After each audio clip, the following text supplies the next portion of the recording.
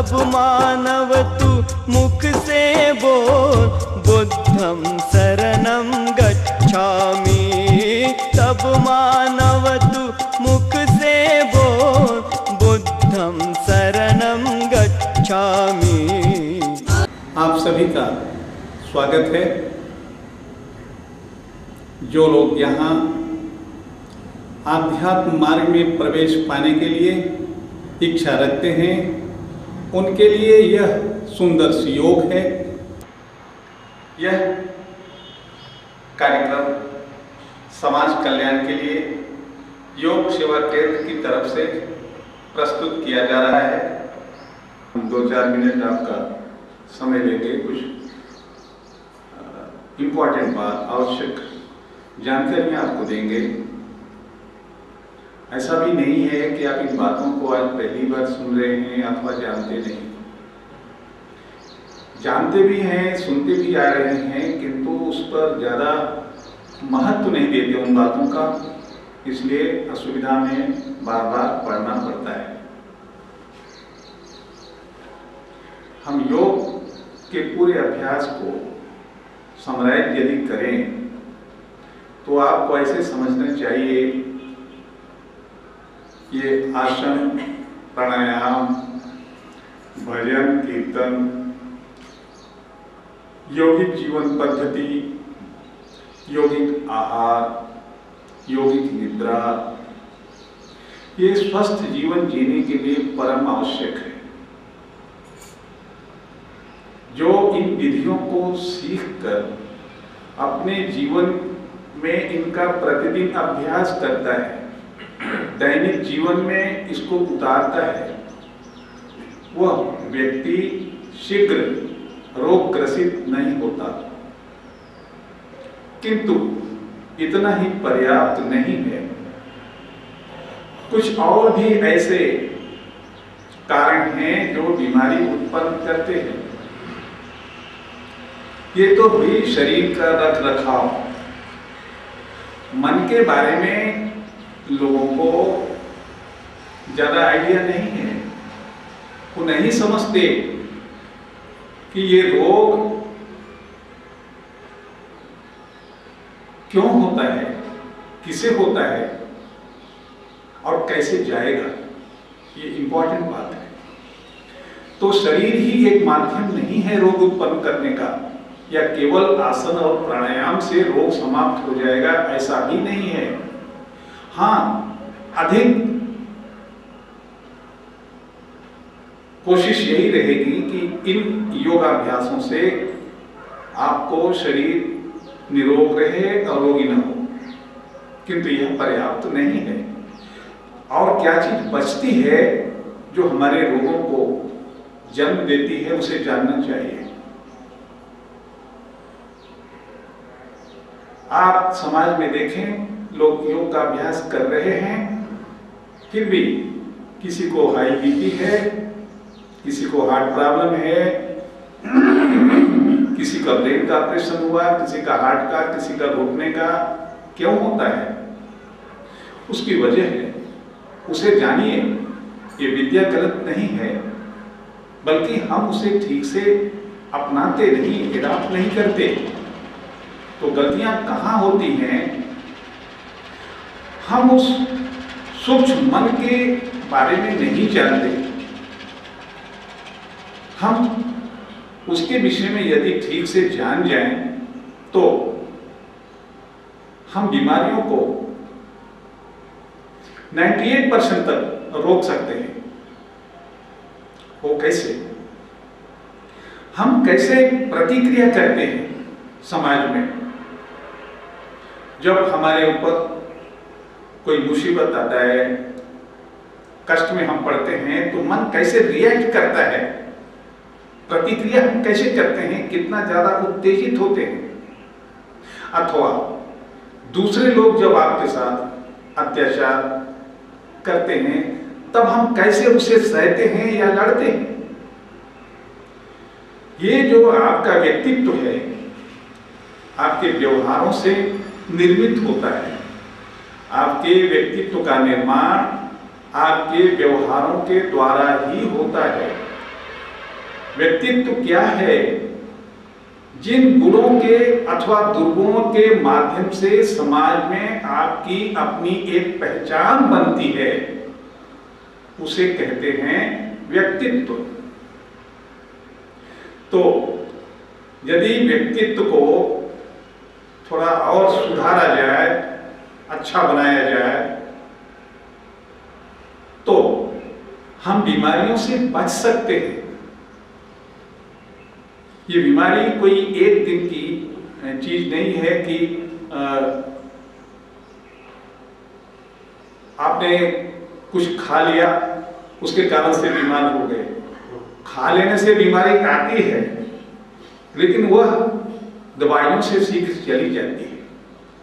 किंतु जो मन में विषाद उत्पन्न हुआ, मन के विषाद को दूर करने के लिए ये दवाई काम नहीं आती। दवाई उसको मदद करती है दुख कम करने में, लेकिन समाप्त नहीं कर सकती, क्योंकि मन में जो विषाद आने की क्रिया है वो रुक नहीं रही है। इसलिए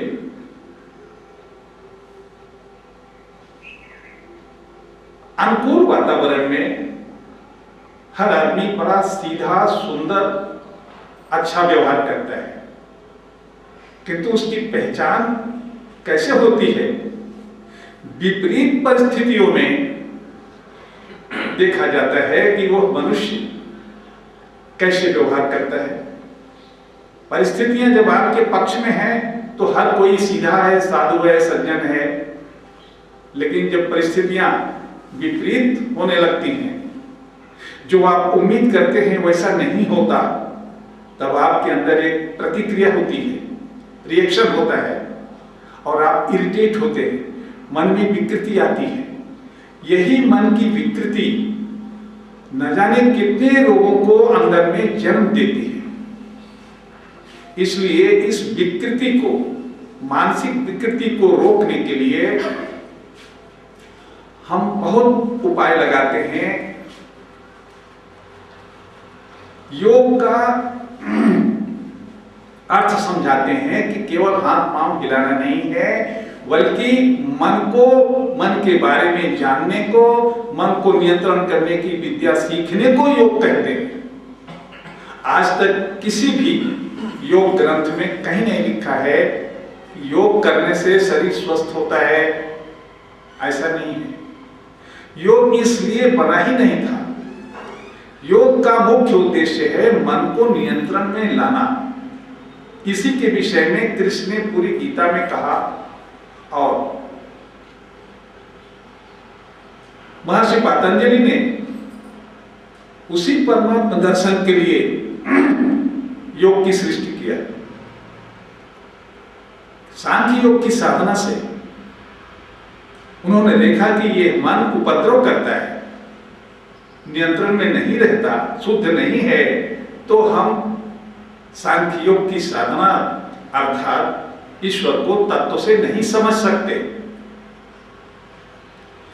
इस मन को नियंत्रण में लाने के लिए